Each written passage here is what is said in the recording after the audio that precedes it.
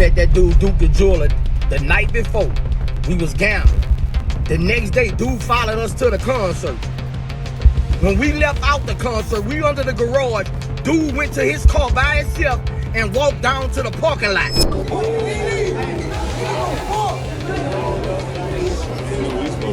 Man, Lord.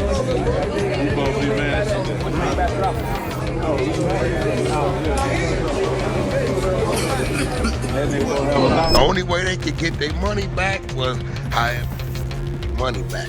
He said, but Lil Cam Wolf and Big Caprice are the three.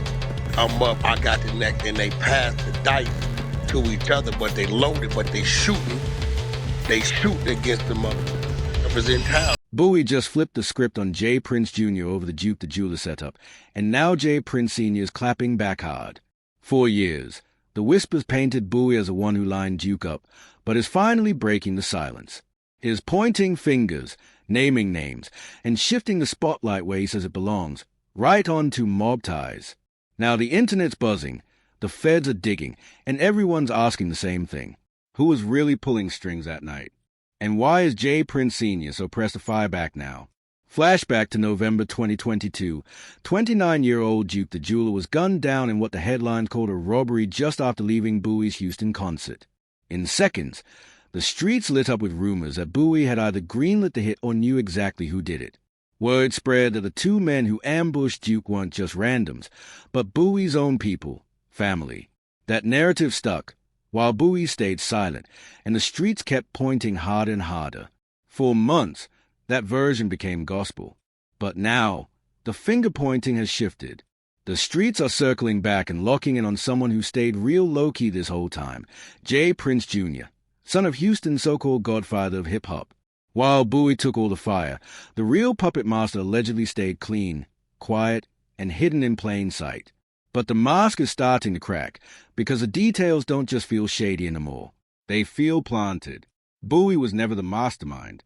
He was positioned as a fall guy. Why? Because Boosie checked every box of a perfect scapegoat. He was there that night. He performed, and rumors say he invited Duke himself. On top of that, gossip claimed Duke's Louis Vuitton bag popped up in Boosie's house. But none of that screams motive. It only screams proximity. And that's exactly why he was the easiest one to pin it all on. The fall guy is always someone already drowning in legal baggage. We met that dude, Duke the Jeweler, the night before. We was gambling.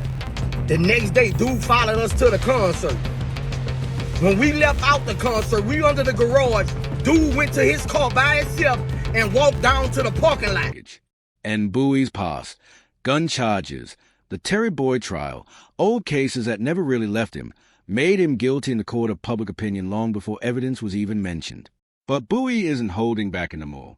He's putting J. Prince Jr. on blast, flat out saying, "You'll try to line me up." He insists he barely even knew Duke. Their only link was meeting at a dice game, and the very next day Duke showed up solo at his concert. Hours later, Duke's gone, killed in a parking lot. Robbery? Nah, the math don't add up. And the fact that Boosie's pointing this loud now means the streets are watching way closer than before. Boosie isn't sugarcoating it anymore. He's flat out calling it what it is, a setup. And this time, people are actually listening. Why? Because Duke didn't get hit in Baton Rouge, where Boosie has pulled. He was killed in Houston. And Houston? That's not Boosie's territory. But you know whose backyard it is? J. Prince Jr.'s. Now even locals are sounding off online, saying, any real dude that's ever really been in LA, he checked in. Any real dude that's ever been in Atlanta, he checked in. If you moving and you getting money, you gonna check in because you need to know the right places to be and places not to be. That's a business. Boosie didn't do that. This ain't his city. One user spelled it out crystal clear. If you from Houston, you already know the truth. Boosie ain't got nothing to do with that. Another comment went even harder, saying, why would Boosie set up a robbery in a place he doesn't even run? That would be bold and flat-out disrespectful.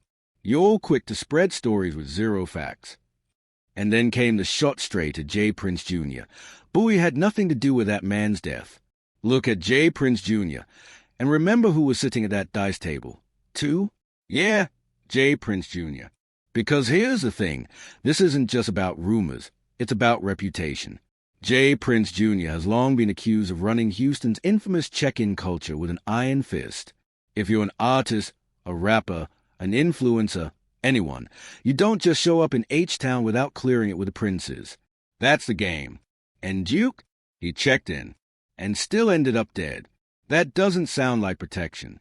That sounds like predation. Situation that occurred that a certain jeweler round and got past the dice on accident and was hitting on them for a couple hundred because, right, boom. The only way they could get their money back was hire money back. Lil Cam Wolf and Big Caprice are the three designated to say I'm up, I got the neck, and they pass the dice to each other, but they loaded, but they shooting against them up. And it's not just Houston. People are connecting dots. Remember Takeoff? He checked in, too, and got lined up. Out west, the same whispers surround Big U, allegedly running his own version of check-in where artists are to pay respect or risk getting set up. The system isn't about safety. It's about power, leverage, and who controls the streets. And Duke's case might just be the crack that exposes how dirty the whole setup really is. And here's the part that makes this whole check-in culture even uglier. Word is, even rappers like PNB Rock allegedly checked in and still got lined up. Schoolboy Q said it best. Rappers are getting robbed by the same people they check in with. Let that sink in. This ain't protection. This is extortion with a friendly face. Everybody's doing it, checking in, thinking it buys safety, when in reality, you're just paying to get robbed by the very people you trusted. So when it came to Duke the Jeweler, the red flags were screaming from day one.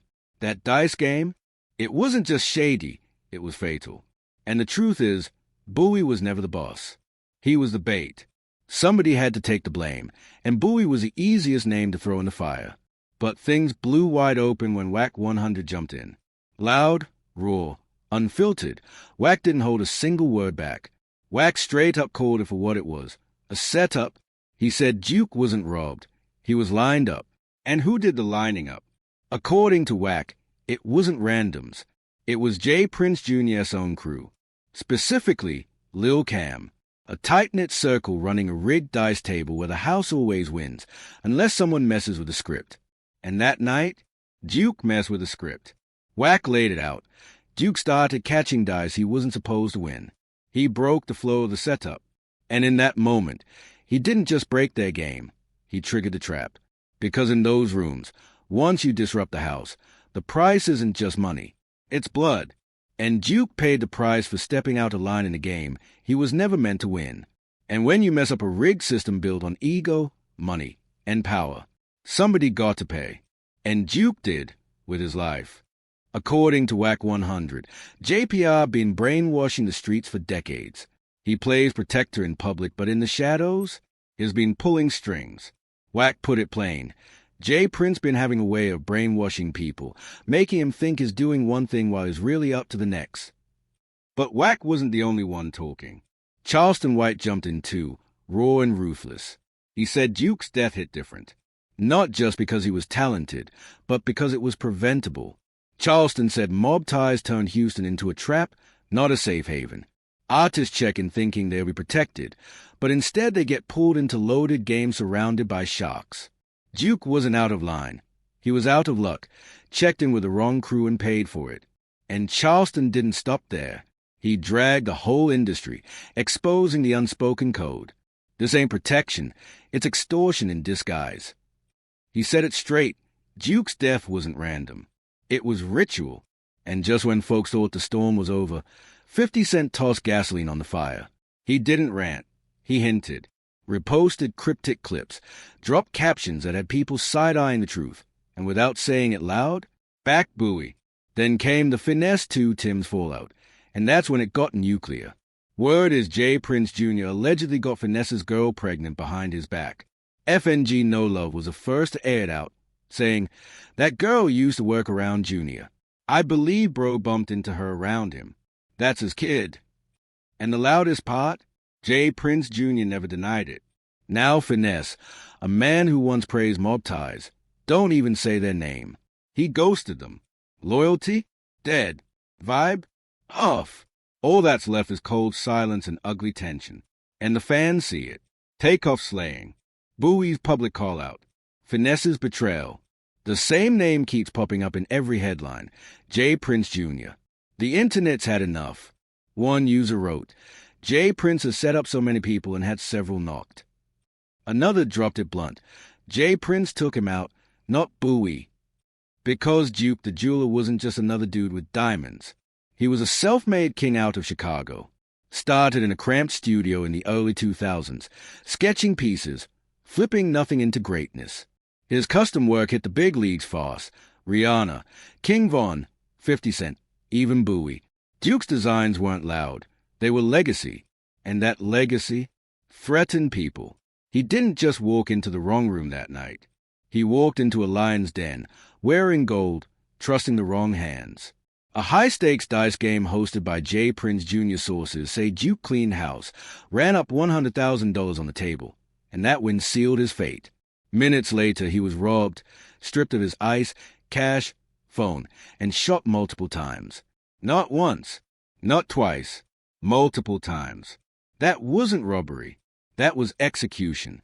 Bowie, meanwhile, is still fighting to clear his name. Footage caught his reaction to Duke's death. The man looked shattered, lost for words, like he never saw it coming. He must have walked outside to the lot. We heard this. Some dudes tried to rob him. But J. Prince Sr. is flipping the script, firing shots at Bowie, calling him the setup man. Only problem, the streets ain't buying it. Because Takeoff got taken out in the same city, and the coroner said he was hit in the head and torso multiple times. That don't sound like a stray bullet. That sounds like a plan. And now, J. Prince Sr. is clapping at Whack 100 for backing Bowie, calling him a clown. And that's the question nobody wants to answer out loud. Who's next? Because every time somebody opens their mouth, another piece of the puzzle falls into place. First, Bowie called it out. Then Whack echoed it. Charleston ripped the mask off. Finesse distanced himself. And even 50 threw shade without saying names. That's not noise anymore. That's a pattern. And patterns don't lie. The silence, it's cracking. The empire, it's shaking. And the streets? They're watching like hawks because history shows once fear stops working, power starts falling. So when you see rappers still checking in, still flashing diamonds, still trusting a system built to swallow them whole, you got to wonder, is this really protection? Or is it a countdown clock ticking toward the next headline?